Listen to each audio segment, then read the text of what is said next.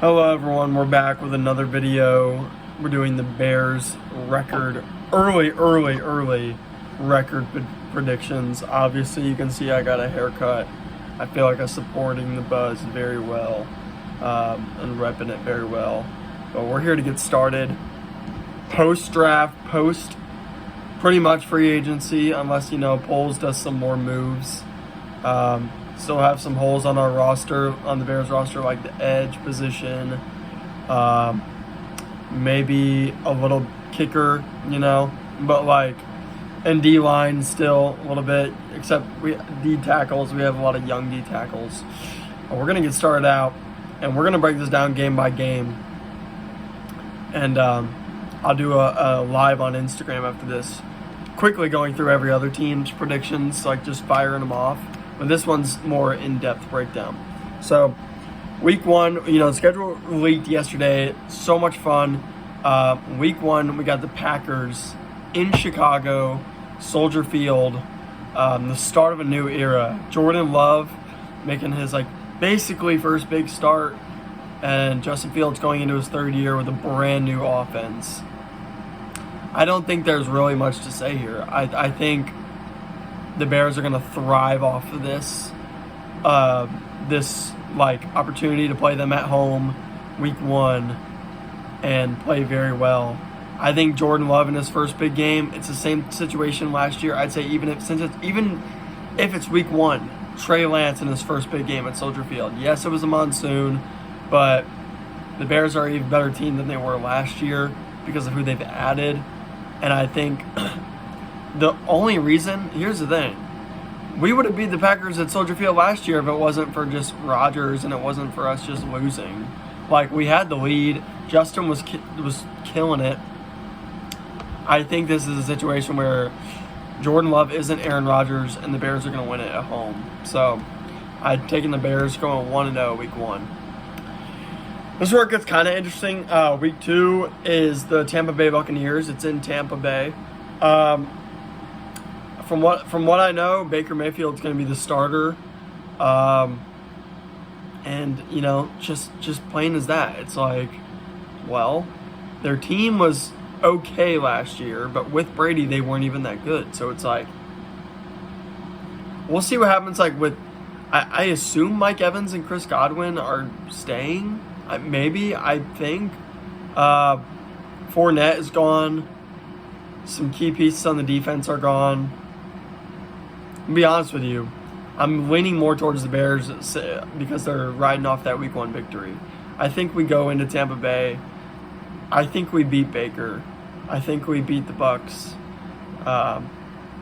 Because strong quarterbacks, I think, are gonna beat us this year. Just because they need some time in the pocket, or they don't need a lot of time in the pocket. And if they're given that time, they're just going to dice us up. But I think we can beat Baker. So I'm going to say we go down to Tampa Bay and we start out 2-0. This is where it gets fun. This will be a very fun game. It'll be very fun. It'll be, I'm predicting a loss, but it's the Chiefs. It's in Arrowhead. This will be a 3:25 game. America's Game of the Week that week. Bears Chiefs, I think we're just going to get to see a show. You know what I mean? I think eventually we'll end up losing because our defense won't be good enough to stop Mahomes and company. But I think it'll be a good game, and I think we'll see what we've got against the defending champs, So I'm going to give that a loss, though, 2-1. Here's where we get another one, another interesting one. Same as Buccaneers. We got the Broncos week 4. They're coming to Chicago. So coming off a loss, we're 2-1. I've yet to know what their record prediction will be at the time when they come to town. But they were awful last year. Russell Wilson was awful. He underperformed. Their O-line was bad.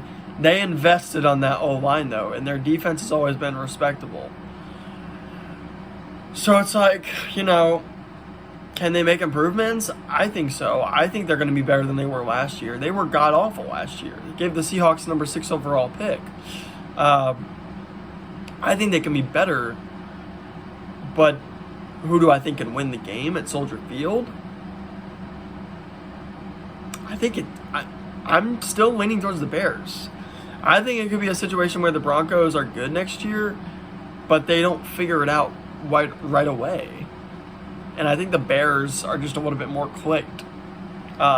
Fields in this system for his second year hasn't had that since the last year of college, which he excelled in.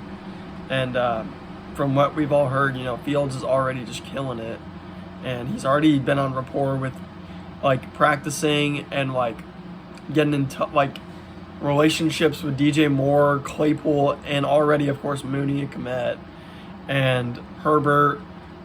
These guys, the offense is going to be clicking. So I'm going to take the Bears. I'm going to go 3-1.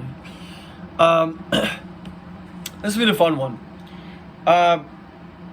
We got the Bears at Commanders on Thursday Night Football. We lost to them last year at Soldier Field. That was an awful game. It was one of our worst games. Even though we probably shouldn't have, because Fields brought them into the 10-yard line, and Mooney dropped a touchdown, and Pettis dropped a touchdown. But they are they didn't really improve, to be honest with you. They got a corner in the first round. I guess they're trotting out Sam Howell as their starting quarterback. I'll be honest with you. I think the Bears win this game because Sam Howell can't beat them. Sam Howell's not going to outperform Justin Fields, in my opinion. Especially on the first primetime game. I think Fields is going to win it. We're going into this.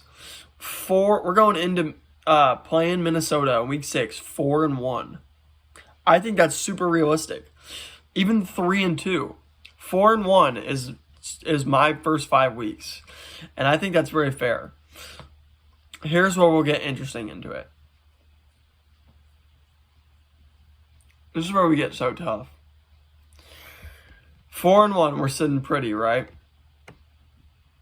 I think we're going to get caught off guard by the Vikings.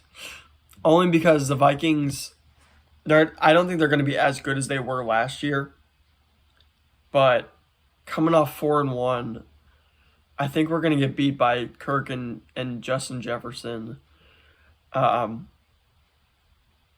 don't know. Gut feeling. I think we're going to lose one of those games. It's either a loss to the Broncos or a loss to the Vikings. And I gave us the win against the Broncos. So I guess we can, lose to the Vikings. But I'm going to say the Vikings take us here. Then the Raiders come to town on week 7. And it's Jimmy G. And they have pretty good company. They're coming to town. It is for a noon game. And to be honest with you, I think these two teams line up very well against each other. What'll be the interesting thing is, so Josh Jacobs got extended. Jimmy G is there. I think they run the system very well. I think it's going to be a situation where, the Bears had to play good football, not turn the ball over. But we lost to the Vikings the week before. I think we're going to bounce back. I'm going to give us the win here. Week 8, we play the Chargers in, I think it's a Sunday Night Football game. Play the Chargers in Los Angeles. I think it's a simple, it's a Khalil Mack revenge game. So-and-so, whatever. Justin Fields, Justin Herbert, same situation as the Chiefs game. It's going to be a really good show, I think, between two good teams, but I think the Chargers will come out on top. Next, the Bears play the Saints. It's in New Orleans. It's always tough to play the New Orleans. Who's their quarterback? Derek Carr. Saints are always pretty respectable. Depending on how they look, I think they're going to be pretty okay, pretty good. I'm going to go with the Saints in this one. So, through 9 weeks, through half the season, we're 5-4. We start out 4-1, and now we're 5-4. Now we got the Carolina Panthers again on Thursday Night Football again in Chicago. I think this is where Bryce Young's inexperience comes into play going into a big primetime game in Chicago. I think the Bears are going to have extra motivation against the Panthers. I think DJ Moore is going to have extra motivation along with Justin Fields. They want the Panthers to lose because they want the high draft pick. They're going to have a lot of motivation. They want to beat them down. I think the Bears take that one on primetime. Next, we have Bears at Lions. Detroit, November 19th. The week before Thanksgiving. I'm going to go with the Lions here. I think the Lions will take it in Detroit. They play in Detroit first. The Lions will be good. We know this. And I think they're just going to take the home game for that. Then the Bears go to Minnesota. The Bears in Minnesota, we gave them the loss earlier. Very winnable, but this is a Monday Night Football game. And to be honest with you, I think, same situation, Justin in primetime, I think he could ball out. And I think he could give us a chance to win here. So I'm going to go out and I'm going to say Bears take this one on primetime. And then the Bears get the bye after that game. And then they play December 10th against the Lions, this one in Chicago. I think the Bears take this one. I think that I'm saying this as a split because the Bears, Justin single-handedly almost beat the Lions last year. And it was so single-handedly. It was no one else. It was him. And I think with a better supporting cast, they can beat the Lions. So I'm going to say the Bears split. Each home team wins. So right now we're sitting here after week 14 at 8-5. I'm going to give, so then the week 15, the Bears travel to Cleveland. I think by then, why not? Deshaun Watson's got to have it figured out. Bearing any injuries, bearing any trouble. I think the Browns take that one. That's a Saturday game. That's December 16th. I think they take that one. So, Bears at Cardinals. Not Bears at Cardinals. My bad. Cardinals at Bears. It'll be in Chicago, Soldier Field. I think this is on Christmas Eve. I think the Cardinals are going to have the worst roster in the league. I think they do. I think they're going to be one of the worst teams, and I think that's going to be an easy win for the Bears. At Christmas Eve, at home, I think it'll be a very nice game. And then the Falcons are coming to town also on December 31st, on a Sunday, Falcons have Bijan, but besides that, I don't know what they've got. Obviously, they have some key names, but it's not a great roster. They've supported the defense a little bit, but it's not amazing. So I'm gonna go the Bears, and then we go to Lambeau at the end of the year, and for the sake of putting a loss on the board, because I probably overstepped in maybe putting a win or two on the Vikings and Lions, because we could get swept by either one of them, but I'll say we lose to the Packers week 18 at Lambeau, even though I don't think that's going to happen. If we retrace very quick, because I do think, I solely think we're going to sweep the Packers this year. So let me backtrack really fast. I'm going to give us the week 18 win because I don't think we lose to the Packers this year. I just don't think we do. I think we're starting a new era, and I think Justin's going to make sure of that. And I don't care where it is. I think Justin's going to do that. So here's what I'll do. I'll say the Lions sweep us. You know what? Here, we'll do this.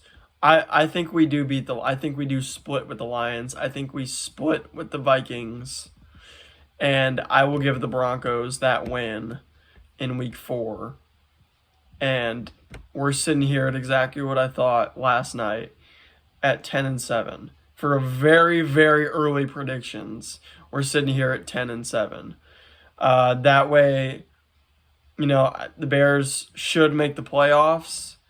It's not an amazing record, but if they, barring any injuries, I think that's a very good, I think 8 wins is an expectation for this roster. I think so.